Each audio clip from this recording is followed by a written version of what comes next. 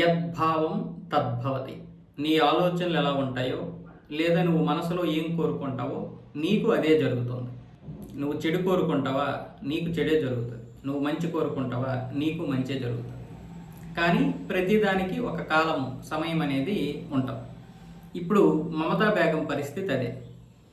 తను రాష్ట్రాన్ని, దేశాన్ని ఏ విధంగా అయితే నాశనం చేసిందో ఈరోజు తన పార్టీ కూడా అదే విధంగా నాశనం అయిపోతూ ఉంది.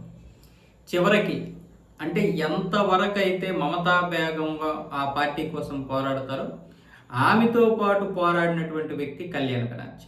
అలాంటి కళ్యాణ్ బెనర్జీ కూడా ఇప్పుడు బయటికి వచ్చేసి నీకు నీ మేనల్లుడు కావాలా లేకపోతే నమ్మకస్తులమైనటువంటి మేము కావాలా తేల్చుకో. మీరంటే మాకు గౌరవం ఉంది, కానీ చిన్నపిల్లవాడు, ఎందుకు పనికిరానివాడు, ఆ అహంకారైనటువంటి నీ మేనల్లుడు కోసం నువ్వు ఉంటే మేము ఆ పార్టీలో ఉండలేము అని ఇప్పుడు కళ్యాణ్ బెనర్జీ కూడా అల్టిమేటం జారీ చేశాడు. కళ్యాణ్ బెనర్జీ అంటే ఇప్పుడు మమతా బేగంలో సగం కళ్యాణ్ బెనర్జీ.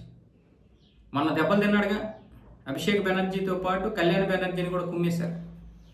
ఎన్ని కేసులు వాదించాడు, వీళ్ళు ఎన్ని నరమేధాలు చేశారో, ఎన్ని ఫోర్జరీలు చేశారో, ఎన్ని అకృత్యాలు చేశారో, ఎన్ని క్రైమ్ చేశారు, వీటన్నింటినీ రక్షించింది ఎవడు అంటే ఈ కళ్యాణ్ బెనర్జీ. ఇప్పుడు వీడు కూడా ఆ పార్టీకి రాజీనామా చేయలేదు, కానీ మమతా బేగంకి అల్టిమేటం జారీ చేశాడు. ఆ అహంకారైనటువంటి నీ మేనల్లుడు అభిషేక్ బెనర్జీతో మేము ఉండలేము, వాడి వల్లే పార్టీ మొత్తం నాశనం అయిపోయింది, వాడు ఫోర్జరీ చేసినటువంటి కేసును నేను వాదిస్తుంటే చివరి నిమిషంలో రాత్రి 12 ఫోన్ చేసి లాయర్ని మార్చేసామంటాడా? అంటే నన్ను మార్చేసి వేరే వాళ్ళని పెట్టుకుంటాడా? వాడికి ఎంత అహంకారం! వాడికి పెద్దల్ని గౌరవించడం చేత కాదు, పెద్దలతో ఎలా మాట్లాడాలో చేత కాదు, పార్టీని ఎలా నడిపించాలో చేత కాదు, కార్యకర్తల్ని ఏ విధంగా దిశానిర్దేశం చేయాలో చేత కాదు. మొత్తం పార్టీని బూతులు మాట్లాడాడు, మొత్తం పార్టీని చేసాడు అన్న విధంగా మాట్లాడాడు ఆయన. ఇప్పుడు దీనికి ఆయన ఒక లేఖ కూడా రాశాడు దీదీకి. దీది అంటే మమతా బేగంకి. మీకు ఎవరు కావాలి? నమ్మకస్తులమైనటువంటి మేము కావాలనుకుంటే అభిషేక్ బెనర్జీ వద్దు, వాడితో మీరు తెగదెంపులు చేసుకోండి, మీ మేనల్లుడైతే మీ పర్సనల్గా చూసుకోండి, పార్టీలో వాడు ఉండకూడదు అన్న విధంగా ఇప్పుడు కళ్యాణ్ బెనర్జీ ఆవిడకి ఘాట్ అయినటువంటి అల్టిమేటం జారీ చేశాడు. ఇంకా దీని గురించి మమతా బేగం మాట రాలేదు, ఎందుకంటే లాస్ట్ అస్త్రం కళ్యాణ్ బెనర్జీ. ఇంతకుముందే రాజ్యసభకి ఏమొచ్చేసి ప్రకాష్ చిక్ బరాయ్ అనే వ్యక్తి రాజీనామా చేశారు. అంతకుముందు ఇద్దరు రాజ్యసభకి రాజీనామాలు చేశారు. ఇప్పుడు 10కి వచ్చింది. ఆ 10 మందిలో ఇంకా మరో 3 సిద్ధంగా ఉన్నారు రాజీనామా చేయడానికి. లోక్సభ స్థానాల్లో 28లో 20 మంది ఆల్రెడీ ఆవిడ పార్టీకి మొత్తం పూర్తిగా తిదోకాలు ఇచ్చేసి ఇటువైపు ఏమొచ్చేసి స్పీకర్కి మమ్మల్ని ప్రత్యేక గ్రూప్గా గుర్తించాలని చెప్పి వాళ్ళు కూడా కోరడం జరిగింది ఓం బిర్లా.